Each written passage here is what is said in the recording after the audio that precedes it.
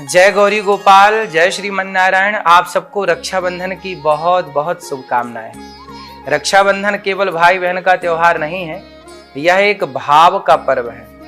यह एक संबंध से भी ऊपर उठकर संकल्प का प्रतीक है। आज मैं आपको एक ऐसी कथा सुनाने जा रहा हूं जो केवल धर्म ही नहीं सिखाती बल्कि भक्ति भाव का गूढ़ रहस्य भी सिखाती है। एक बार की बात है, भगवान श्री कृष्ण शिशुपाल के वध के समय अपने चक्र को चलाते हैं और वह चक्र जब शिशुपाल को मार करके लौटता है तो लीला ऐसी थी कि भगवान कृष्ण की उंगली में चोट लग जाती है और जैसी चोट लगी तो रक्त बहने लग गया। तो माता द्रौपदी थी, वहां भगवान कृष्ण की बहन वहां पर खड़ी थी और भी लोग खड़े थे, पर कोई निर्णय ना ले पाया कि भगवान की उंगली से जो रक्त बह रहा है क्या करें। तभी दौड़ती हुई एक स्त्री आई और वह स्त्री द्रौपदी थी। द्रौपदी ने अपने साड़ी के पल्लू को फाड़ दिया और साड़ी को फाड़ करके भगवान श्री कृष्ण की उंगली में लपेट दिया। भगवान कृष्ण बोले कि बहन, इतनी महंगी साड़ी जरा से रक्त के लिए तुमने फाड़ दी। तब द्रौपदी ने कहा कि प्रभु, आपके लिए साड़ी क्या, ये शरीर के टुकड़े टुकड़े करना पड़े तो मैं आपके लिए शरीर के टुकड़े कर दूं। भगवान ने मुस्कुराते हुए माता द्रौपदी को देखा, बहन द्रौपदी को देखा और कहा कि द्रौपदी, तुमने मेरी उंगली में अपने साड़ी के जितने धागे बांधे हैं, वक्त आने पर एक एक धागे की कीमत जरूर चुकाऊंगा।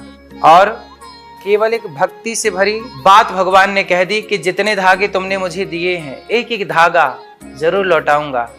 तब भगवान श्री कृष्ण ने द्रौपदी के सिर पे हाथ रखा और भगवान चले गए। हे द्रौपदी, आज तुमने मुझे बांधा है, जब भी तुम्हारी इलाज संकट में होगी, जब भी तुम्हें कोई कष्ट आएगा तो मैं वचन देता हूं कि मैं तुम्हारी रक्षा के लिए एक एक धागे की कीमत चुकाने के लिए तुम्हारे पास खड़ा हुआ नजर आऊंगा। चीर हरण की लीला की बात आई, जब दुशासन ने द्रौपदी के बाल पकड़े और घसीट करके सभा में ला करके खड़ा किया। द्रौपदी ने अपनी रक्षा के लिए सबको पुकारा, अर्जुन आओ, भीम आओ, नकुल आओ, सहदेव आओ, धर्मराज युधिष्ठिर, गुरु द्रोणाचार्य, सबको पुकारा। जब कोई नहीं आया तब द्रौपदी ने, हे दीनानाथ, हे कृष्ण, हे श्याम सुंदर, हे गोविंद, आप रक्षा कीजिए। और जब द्रौपदी ने प्रभु को पुकारा, गोविंद का केवल गो कह पाई, विंद नहीं बोल पाई कि द्वारिकाधीश दौड़ पड़े। जब द्रौपदी ने कृष्ण को पुकारा, उस समय भगवान श्री कृष्ण के लिए भोजन परोस करके माता रुक्मणी बैठी थी। कहा, प्रभु खा लीजिए। भगवान बोले कि मेरी बहन संकट में है, मैं भोजन नहीं कर सकता।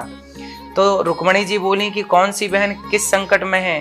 कहा, द्रौपदी की साड़ी उतर रही है, अपमान हो रहा है सभा में। तो रुक्मणी अम्बा ने कहा कि जाइए और रक्षा कीजिए। भगवान बोले, मैं कैसे जाऊं, द्रौपदी मुझे पुकारती ही नहीं है, जब पुकारेगी तो मैं दौड़ पड़ूंगा। और जब द्रौपदी ने देख लिए कि संसार का कोई रास्ता नहीं है, तो द्रौपदी ने दोनों हाथ उठाकर कहा, हे श्याम सुंदर, हे गोविंद। जब गोविंद कहा तो केवल गो कह पाई, विंद कहना बाकी था कि भगवान दौड़ पड़े और साड़ी, जितने धागे द्रौपदी ने हाथ में बांधे थे, एक एक धागे की कीमत चुकाई भगवान ने। और साड़ी खींचता खींचता थक गया दुशासन, पर कपड़े ना उतार पाया। जिसके रक्षक भगवान हो उसकी लाज कौन उतारेगा। और भगवान श्री कृष्ण ने इतनी साड़ी बढ़ाई कि दुशासन थक कर गिर गया। यही है रक्षाबंधन का असली अर्थ, कि द्रौपदी के प्रेम के लिए भगवान ने प्रकट होकर के लाज बचाई। जहां प्रेम से बांधा एक धागा भगवान को भी वचनबद्ध कर देता है। कथा का संदेश यही है कि भगवान यदि आपके प्रेम में बंध जाते हैं तो आपके लिए सब कुछ करते हैं। राखी केवल एक धागा नहीं है, यह प्रेम का प्रतीक है, श्रद्धा और निस्वार्थता का सूत्र है।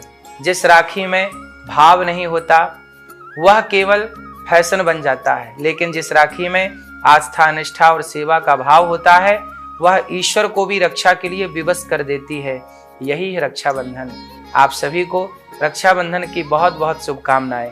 द्रौपदी ने श्री कृष्ण की रक्षा की थी। इस पावन दिन पर हम केवल रक्षा ही नहीं, श्रद्धा और सेवा का संकल्प लें। अपनी बहन की सेवा करें, अपनी बहन की रक्षा करने का, और अपने भाई की रक्षा करने का संकल्प लें।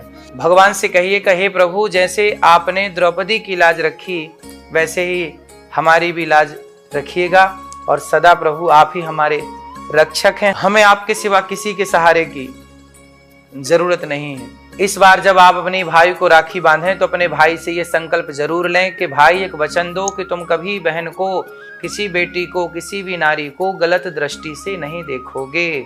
आप अपने भाइयों से जब राखी बांधें कलाई में तो भाइयों से ये वचन जरूर लीजिएगा कि तुम किसी बहन बेटी को गलत नजर से नहीं देखोगे। हर बहन अपने भाई से ये वचन ले ले और हर भाई ये वचन दे दे कि बहन मैं कभी किसी बहन बेटी को गलत नजर से नहीं देखूंगा, किसी बहन बेटी के साथ कभी मैं अभद्र टिप्पणी नहीं करूंगा, किसी बहन बेटी के लिए मैं कभी अश्लील बातें नहीं करूंगा। तो जब आप अपनी बहन को ये संकल्प देंगे, अपनी बहन को ये वचन देंगे कि मैं अपनी बहन को वचन देता हूं कि मैं किसी नारी का अपमान नहीं करूंगा, तो संसार की हर नारी सुखी हो जाएगी और हर भाई अपनी बहन का ही नहीं हर बहन का सम्मान करे।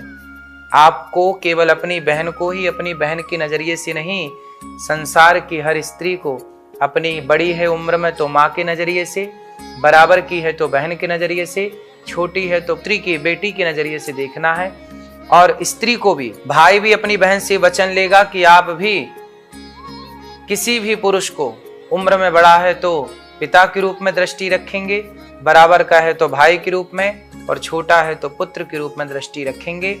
और समाज में हम दोनों अर्थात भाई और बहन मिलकर के एक सभ्य समाज का निर्माण करेंगे, जहां हम सब नारी को भी सुरक्षित रखें और नर को भी सुरक्षित रखें। नारी नर का सम्मान करे, नर नारी का सम्मान करे, इसी से इस राष्ट्र का भला होगा। जय गौरी गोपाल। आप सबको पुनः रक्षाबंधन की बहुत बहुत बहुत